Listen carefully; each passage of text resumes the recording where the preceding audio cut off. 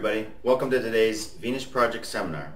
And today I have some news and updates for you, and also a short interview with Jacques where I ask him what qualifications are necessary to participate in the next research center or the first test city. He also goes into TVP systems and educational topics. But first, I have some news and updates. The Timeline 3D project was fully funded, and thank you to everybody who participated. It went very fast, only 5 days for the $200 project, and in fact we went up above the $200, which is even better. And it's going to pay for the Timeline 3D program and at least 1 year of web hosting, and that is basically giving everybody access to the program itself online, and they'll be able to scroll back and forth as they please. And it's becoming even a more in-depth project than I had first imagined. So the first iteration of it's going to be TVP past, present, and future, and that's going to be quite similar to the one you saw that I demonstrated on the Sunday seminar a few weeks back. And then I'm going to go much more in depth. I'm working on that right now actually, and that is Jacques' life, and even previous to his life, the influences on his life, which would be his parents, his grandparents, and stuff like that. So, and it will demonstrate the different things that happened to him in his life. And it's going to be very similar to, there's a book being done about his life. There's actually a documentary being worked on about his life right now, and look forward to that Kickstarter campaign pretty soon. Alright, so anyway, that's a very good thing. I would say about three to 4 weeks maximum on the Timeline 3D being available to the public, and we'll give that link out, and I'll try to get it hosted directly on the TVP main site, and I think it'll be a great learning tool. Next thing we have for you is the Veterans for the Venus Project promotional video that Jacques Fresco did about 2 days ago. My fellow American veterans, my name is Jacques Fresco.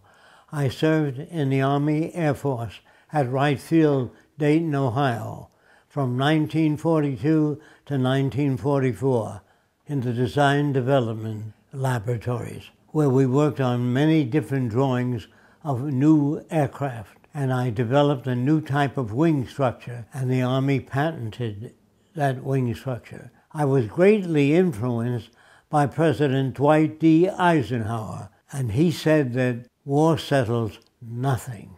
And I was also influenced by Smedley Butler, who wrote a book called War is a Racket. He said, "For a very few, this racket, like bootlegging and other underworld rackets, brings fancy profits. But the cost of operations is always transferred to the people who do not profit." And this is what bothers me. I think that when you draft people or you ask people to volunteer their service and offer their life for their country, that you ought to draft all the war industries so no one makes a profit out of war.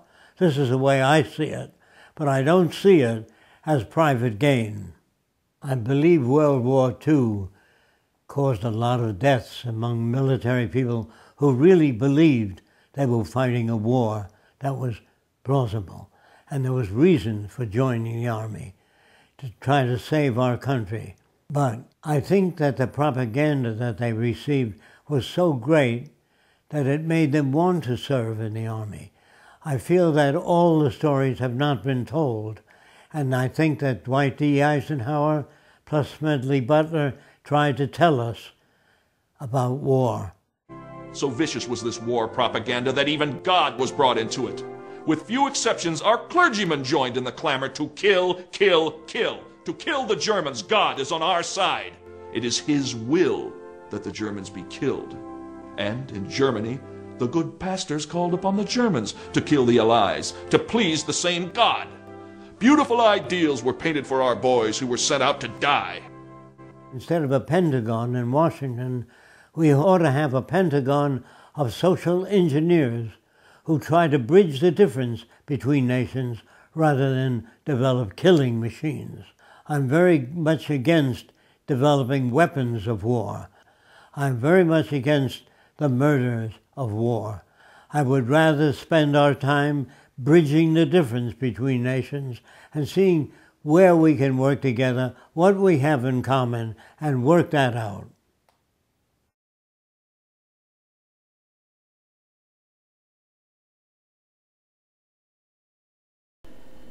So if you want to get involved with Veterans for the Venus Project, find them on Facebook. Just do a search for Veterans for the Venus Project. Hello everybody, my name is Tyler Wade from Veterans for the Venus Project, and I'm here to tell you about this year's 2013 CNN Heroes Nomination event. If you could, go to facebook.com/Veterans for the Venus Project. You can nominate Jacques and Roxanne for this year's CNN Hero. Please take the time to do so and make sure that the Venus Project gets the recognition it deserves. Thank you. Alright, so next up is, I went to the Venus Project last week and we did an interview with them. And I was asking them some questions, but basically the main question is this first topic, which is what are the qualifications to get into or participate in or assist the next research center or the first test city? And here are the responses. For people to be included in the new research center or the first test city? They should be very well informed on the use of computers, laptops. They should be capable of generating 3 views to buildings. They should know architecture. And they should be capable of understanding and servicing computers to a certain extent. They should be students of automation and very good at basic science. They should be exposed to basic science, human behavior, sociology, city planning. But the city planning of the Venus Project would be different than conventional planning in that the city would be round in design so that you can, if you have a shopping center, you would have areas that you park your car if you wanted to buy a camera. If you wanted to buy clothing, you'd park in another area.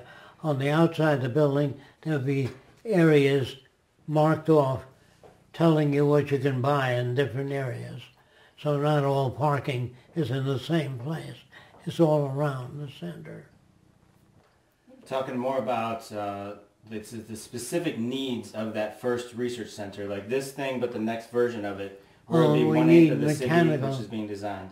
We need mechanical engineers, planners, structural engineers, architects, and literary people that can write about this sort of thing. So it makes it very clear to people exactly what the Venus Project is. If they deviate from the Venus Project, I can't assume responsibility.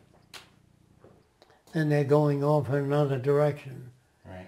And I will tell them that's not the Venus Project. It's your particular interpretation of it. All right, and then we talked about needing the needs of a media center in that first place to continue the educational aspects, to continue the documentaries, continue the. I would say what we're doing in the first center, the first city or the first research center, is we need people in the sciences that would be producing CAD drawings, designing the next city, and producing materials and products to go within the city itself, the initial city, the research center. Then we would have, we're talking about having about 3,000 students, so it would be a learning center. We'd also need a large area to produce media, to disseminate information and work on information about the Venus Project in all different forms, in gaming, in literature, as Jacques says, for magazines, for newspapers. We would have our own newspapers. We would have our own TV shows live. We would make movies, make films, so we'd have a good production studio there as well. So we need animators and editors and everything that goes along with that.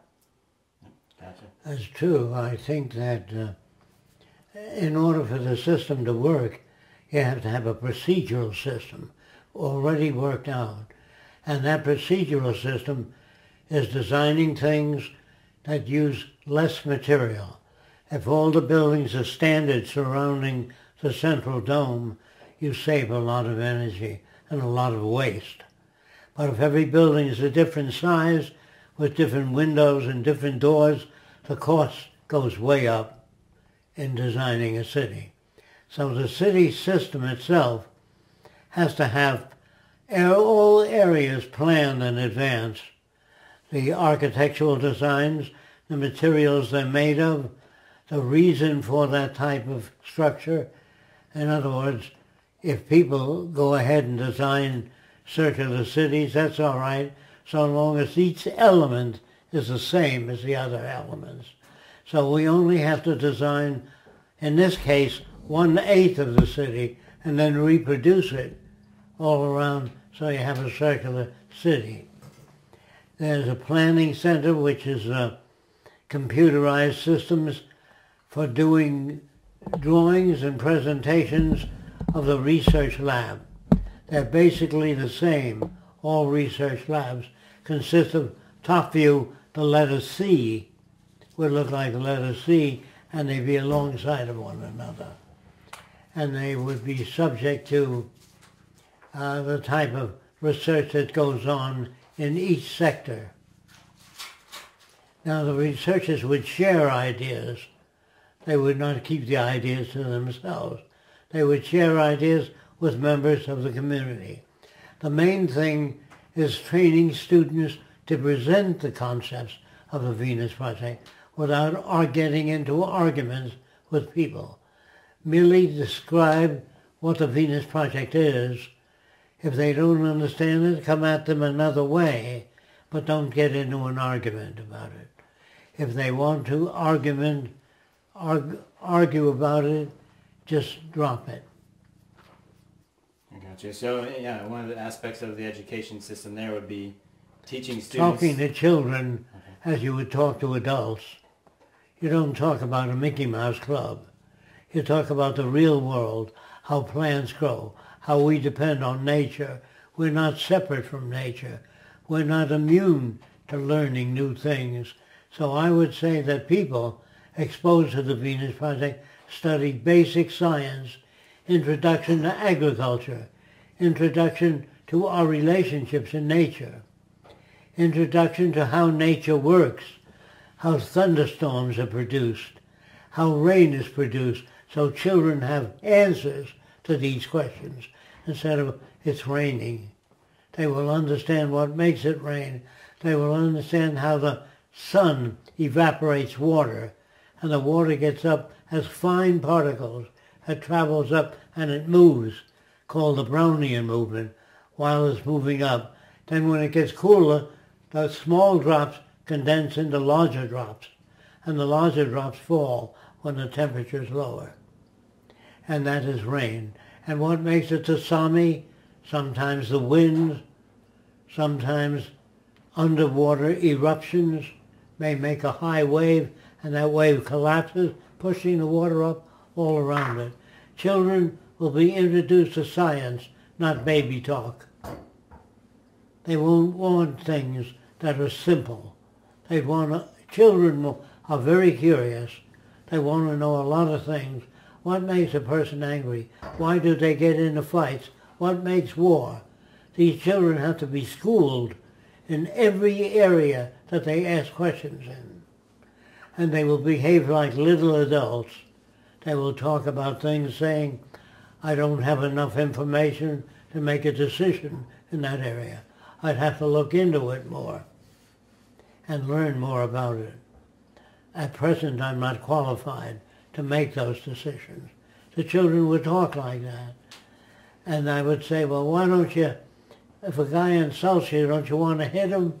Say, now what would that accomplish? That wouldn't change their way of thinking. So getting into a fight or an argument does not change people's way of thinking.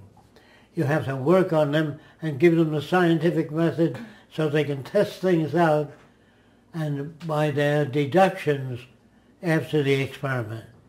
They say that it seems to me that this occurs because of that. They don't say positively. It seems to me, from my experience, this is what makes that occur. They're not positive about anything.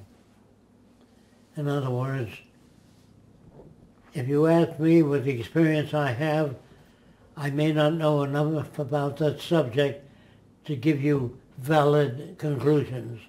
I can only give you my reaction to that up to now. Do you possibly foresee within even the experimental or 1/8 of the first city research being done in education techniques? Yes, Yes. very definite. You can only reach children by showing them interesting things, like the books that have a counterweight in them and they hang off the edge of the table. Instead of children leaning toward magic, they say, what makes that happen? What do you think makes that happen? They say, well, it seems that the weight of the book is asymmetric. Once they know that, instead of saying, boy, that sure is great, they don't know what's happening. Children are amused by a lot of things, but they don't understand the nature of the things. And they would have to understand what makes rain, tsunamis, earthquakes. They'll have to understand how the earth builds up into a mound, and then the earth shakes. They'd have to understand pre-earthquake conditions.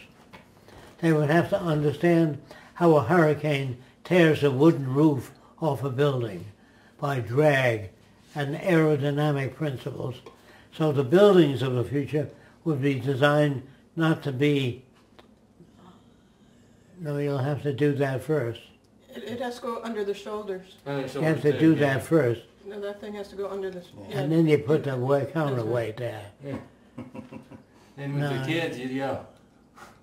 So me referring to it as experimental education, it actually is Like degrading it a bit. It's not experimental. Demonstration only. Mm-hmm. Without demonstration, they might imagine their own views. Right. So if you show them something specifically, they will know exactly what you mean. There's a counterweight in the head, not in the feet. Gotcha. And when he kicks that jar away from the feet, the kids are amused by how that hangs over. But they will know that it's a weight distribution problem. It's basic physics. Yeah. And I think that's one of my attitudes. Is they that have to be introduced to that instead of saying, gee, that's a good trick. I want them to know what they're talking about. I liken the concepts of resource-based economy and a whole social design to astrophysics. And we're trying to talk to these aspects about people who don't even have the basics of physics. And they do ask questions like, what if an individual comes up that's very different? Well, how can that happen? How can a uniform environment produce an individual? Unless they've been exposed to many different environments, then they be an individual. But if they're exposed to a scientific method, they'd say to another kid, what gives you that conclusion? How did you arrive at that? Instead of saying, gee, I've learned something new. They would thank the kid and ask for recommendations to get more information on that subject. That would be interesting. You understand? Children would be very different than they are today. They would not be aggressive. They would not say, hey, you, I can run faster than you, because that would prove nothing, even if they did run faster than you. Or I bet I can fight you. That wouldn't prove anything. But if they say, I've found a new formula in geometry, I wish to share it with you, I'd like to know what you think of it. They will be more like that, more like sharing ideas and examining things more closely, saying, gee, I never thought of that aspect. I'd like to look into it more.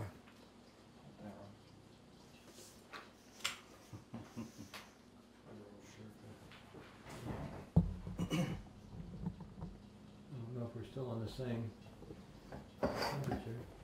Yeah, You got it? yeah, it hasn't changed. So. In reaching people that are very different, you might want to show what makes the difference. If you're brought up in an environment where there's racism and prejudice, you learn and repeat whatever your environment gives you. You cannot escape your environment unless you've been exposed to other environments where you say not all people agree with that. And children would say, well, what's the matter with the Japanese? Can they see things differently than we do due to the slanted eyes? No, they don't. Do they hear differently? No, they don't. They will pick up whatever language is used in their community and whatever the values are of that community. but they cannot create a set of values different in their community unless they've traveled. That's what I mean by the environment is a major factor. Now, there may be things like certain chemicals you can take that may increase your memory, but the memory be related to the environment you come from. So some people may have a better memory than others, but that is due to genetic makeup. In other words, some people can be rewarded for asking questions, which is a good thing. But if the questions are based upon ego, I ask a question that you couldn't answer. You know what I mean? Mm-hmm. To surrender the ego in exchange for sharing ideas. We don't have need for ego. We don't have need for winning an argument. We don't have need. We do have need to understand. And if a person seems to understand, listen to them. If they don't give you sufficient information, say, there's a lot of questions I'd have to ask. And you ask those questions. And if the person can't answer them, you might go to the library and look it up as best you can, or on your laptop. Now, if you started to teach children, if all parents began teaching their children these steps today... Parents have to be taught that. Okay. In other words, when I visited the Klan, they said, the Ku Klux Klan I'm talking about, when I visited them, they said, you're a smart guy, what do you think of the Klan? I didn't tell them what I thought of the Klan. I just said it's a great idea, but it doesn't go far enough. That gets their ear. If you attack them, you lose them. If you say you have 4 wives in your country, that's wrong. You should have 1 wife. That's trying to superimpose the value system that you learned on another culture. You never do that. You say, do you get along fairly well with 4 wives? He says, oh yes, all the women are trained to obey me. I see. But then that decreases creativity on the part of women. Would you say that? And they say that men are more creative than women because they're given a wider range. Like I said before, when I was a kid, we had an enormous range. We could do many things without our parents interfering. Say, well, he's a boy. And if girls are brought up with a limited range, they can only produce limited information. And I think women can do the same things men can do, and some of them can be very creative, depending on how you raise them. If you raise them in the scientific method, and you do away with ego, if you're able to do that, so they learn to say, well, what makes 2 raindrops come together? You know, whatever it is. Another person will say, I don't know that, and they don't feel dumb. They feel that they don't have that information. There's nobody calls another person dumb or you're stupid. They know that the person doesn't have access to that kind of information. So a lot of the language would be not only not used, but it won't be changed. It'll be changed in accordance with what we know. Does that make sense to you? A child that says, hey you, I can run faster than you, is brought up in a distorted environment. They already have a problem. But if we raise the children away from their parents, then they're going to be fairly uniform in their information.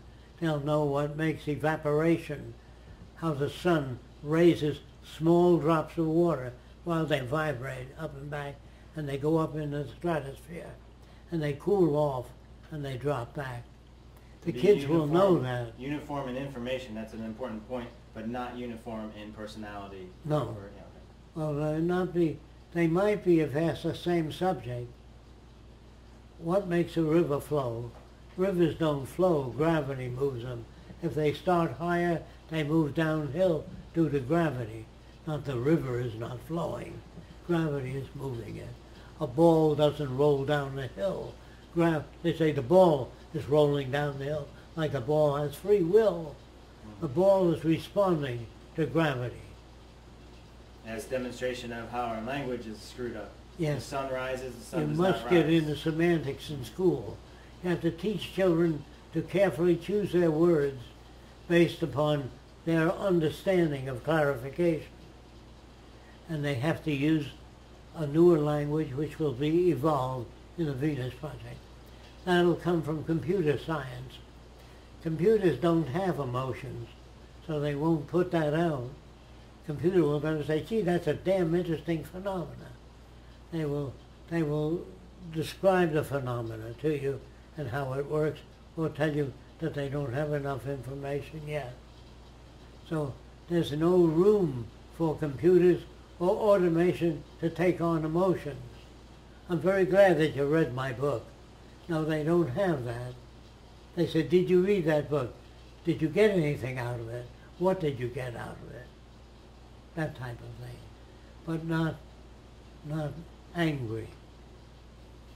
Anger doesn't produce anything useful on the part of a human being.